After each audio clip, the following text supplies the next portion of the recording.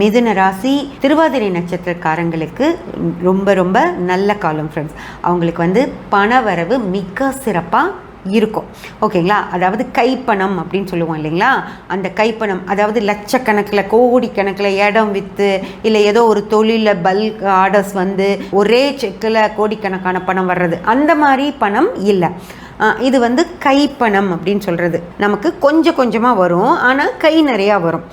திடீர்னு ஏதோ ஒரு நீங்கள் பண்ணிகிட்ருக்க தொழிலில் இன்றைக்கி ஒரு கொஞ்சம் ஆர்டர்ஸ் நிறையா வந்து, எப்போ வந்து வீட்டுக்கு போகிறப்போ, நம்ம நைட் வீட்டுக்கு போகிறப்போ ஒரு 15,000 எடுத்துகிட்டு போவீங்க அப்படின்னா, அன்னைக்கு வந்து உங்களுக்கு ஒரு 25,000 வந்துடும் ஃப்ரெண்ட்ஸ்.